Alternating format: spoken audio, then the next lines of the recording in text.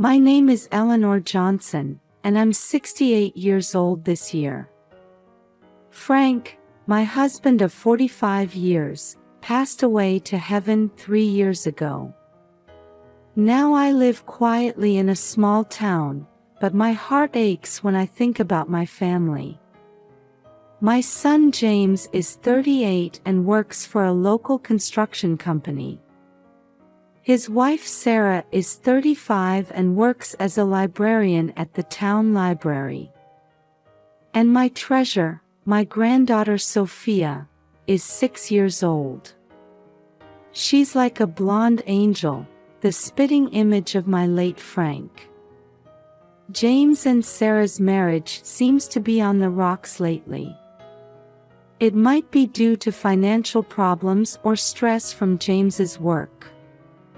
If Frank were here, he could have given our son some sound advice. But now, I believe they're trying their best for Sophia's sake. At least, that's what I wanted to believe. On Thursday night, I was knitting while watching TV as usual. The sound of rain was hitting the windows, with lightning occasionally slicing through the sky. The weather forecast said it would rain heavily tonight. Oh my, the morning glories will be in a sorry state tomorrow, I muttered to myself as I changed the channel to the news. Suddenly, I heard a knock at the front door. Looking at the clock, it was past 9:30 p.m. Who could it be at this hour? I wondered.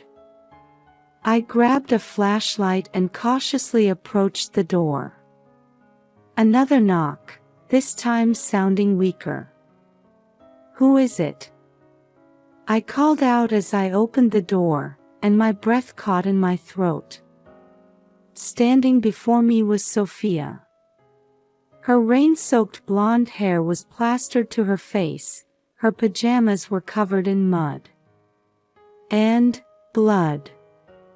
I could see several small cuts on her arms and face. Grandma. Sophia's voice was trembling. Sophia. What happened? I hurriedly pulled my granddaughter close and brought her inside. Sophia couldn't stop shaking, and she could barely speak. I quickly fetched a bath towel and wrapped it around her body. It's all right, you're safe now. Grandma's here with you, I said gently while stroking her hair. Daddy. Daddy. Sophia sobbed, struggling to get the words out. Take your time, sweetie. Take a deep breath, I encouraged her. After waiting for Sophia to calm down a bit, I gently asked, what happened? Why did you come alone in the middle of the night like this? Sophia, with tears welling up in her big eyes, hesitantly began to speak. Daddy got angry, he hit me. The moment I heard those words, something inside me froze. James, hitting his own daughter. Unable to believe it, I was about to ask for more details when Sophia collapsed in my arms as if all her strength had left her. Sophia. Sophia. I quickly picked her up and laid her on the sofa. Thankfully, she seemed to still be conscious. It's okay, you're safe now, I reassured her while considering my next move. First, I needed to contact Sarah. It took a while to calm Sophia down. While giving her some warm cocoa, I spoke to her gently. Sophia, it's all right. Grandma's here with you. When you're ready, can you tell me what happened? Sophia, clutching the mug with trembling hands, began to speak in a small voice. Daddy was scary. Daddy was scary. Why? I asked. Daddy yelled loudly, and then Sophia's words caught in her throat. And then I prompted gently. He pushed me. I hit the wall. Sophia's eyes filled with tears again. My heart felt like it was being squeezed. Sophia, you did well to tell me. You're such a brave girl, I said. As I asked for more details, I learned that James had come home drunk and started getting angry at Sophia over something trivial. If Sarah had been there, she might have been able to stop him, but I found out she had been in the hospital for a few days. What about Mommy? Why wasn't Mommy at home? I asked. Mommy is in the hospital. Sophia's voice became even smaller. I quickly picked up the phone and dialed Sarah's cell phone. After several rings, there was finally an answer. Hello, Sarah. Is that you, Sarah? I asked urgently. Mother-in-law, what's wrong? It's so late. Sarah's weak voice came through the phone.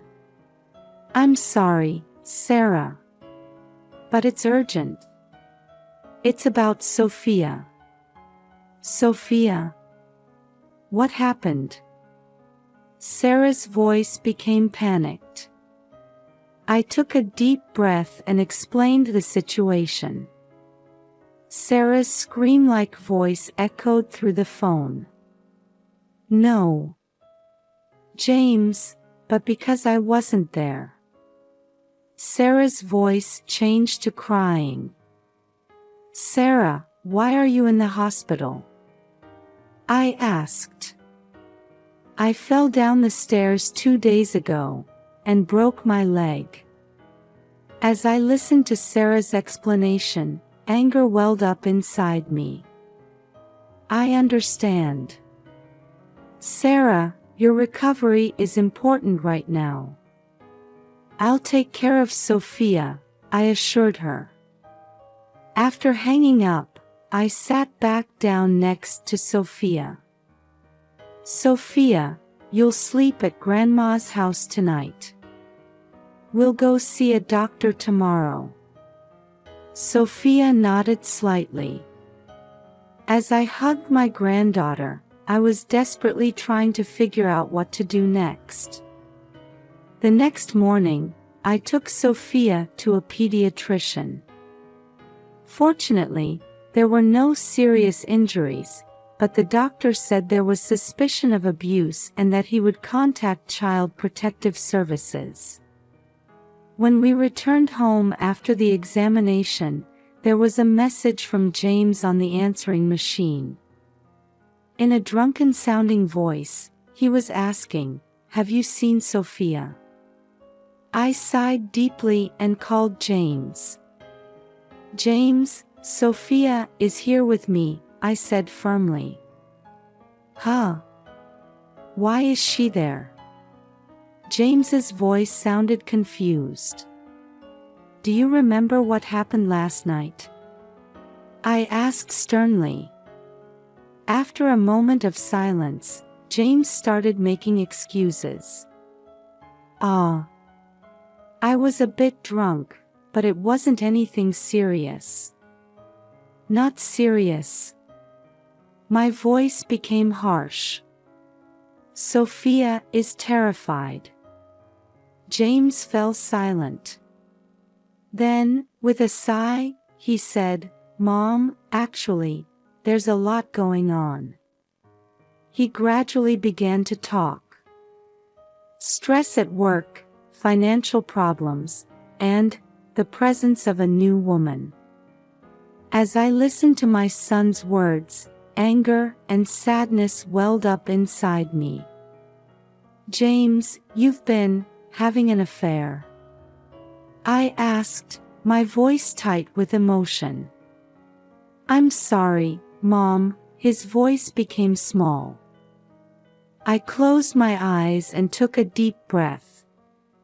What would Frank have done if he were here? James, come here right now. We need to talk, I said firmly. After hanging up the phone, I sat down on the sofa. How did my once adorable little boy end up like this? My heart ached as I thought about Sarah and Sophia, and James's future. A while later, the doorbell rang. It was James.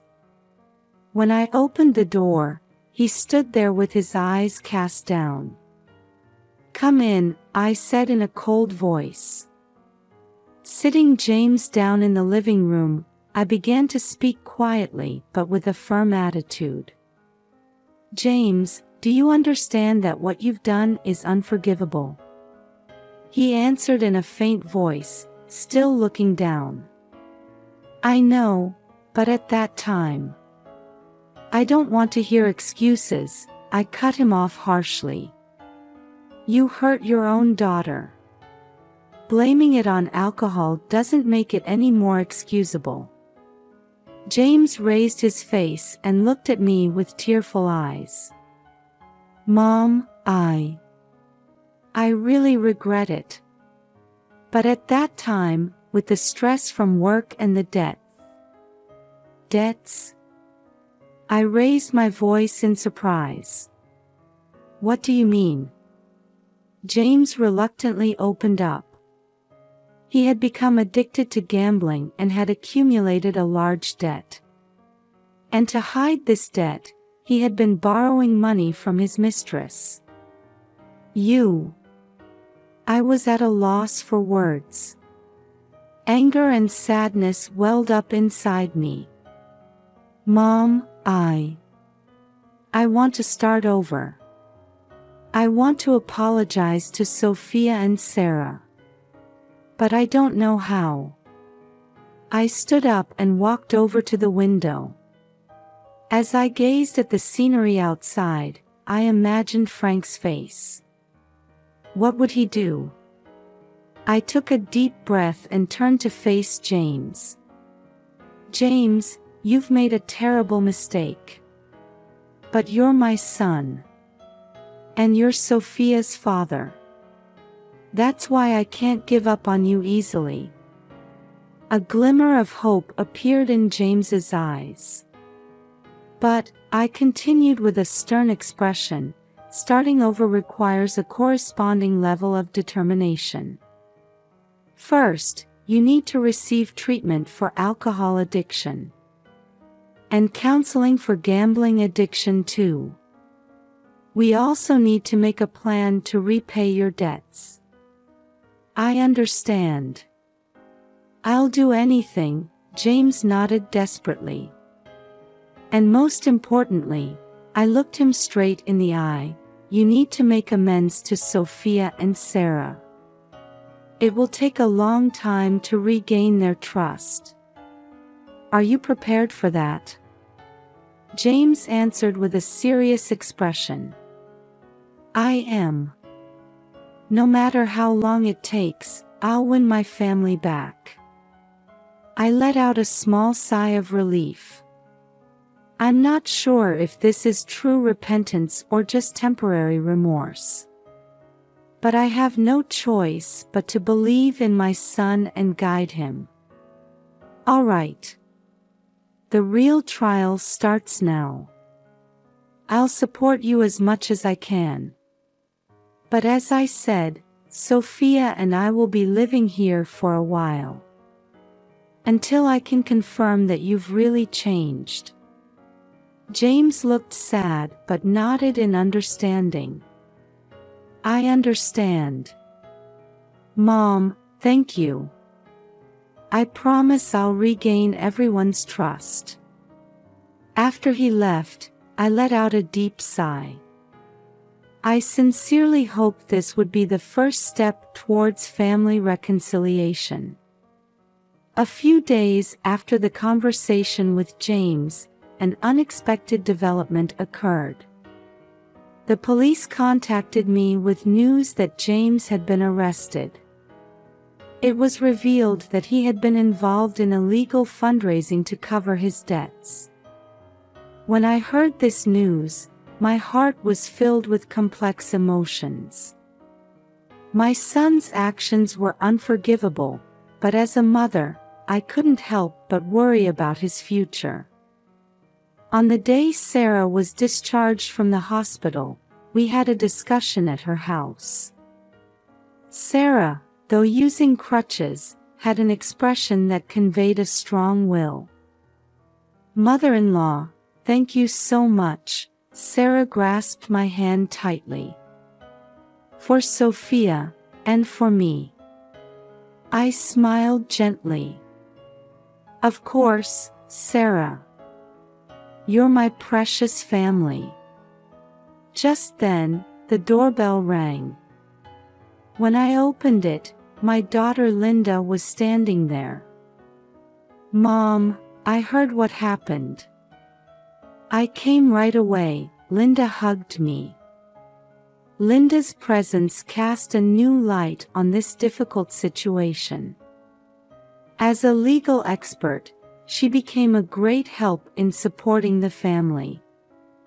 "Sarah, Sophia, I'll do whatever I can to help," Linda said with determination. We discussed our plans moving forward. James's trial, Sophia's psychological care, and Sarah's return to work.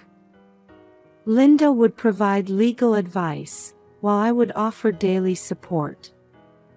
"Mom, I'll come regularly too. I'll help look after Sophia and assist Sarah." Linda's words made me feel stronger. That night, as we were putting Sophia to bed, Sarah said in a small voice, "Mother-in-law, I don't know how to feel about James." I put my hand on Sarah's shoulder. "Time can solve some things. For now, let's focus on Sophia and yourself." Sarah nodded, tears in her eyes. At that moment, I felt anew the strength of family bonds. Even in difficult situations, I was filled with gratitude that we had relationships where we could support each other. A year has passed since then. James is serving his sentence in prison, but he's seriously working on treatment programs for alcohol and gambling addiction. His letters express remorse and thoughts of his family. Sarah has returned to work, and Sophia is enjoying school life. Thanks to psychological counseling, Sophia's smile is gradually returning. Linda and I have been taking turns staying at Sarah's house, helping with housework and childcare. This experience has deepened our family bonds even further.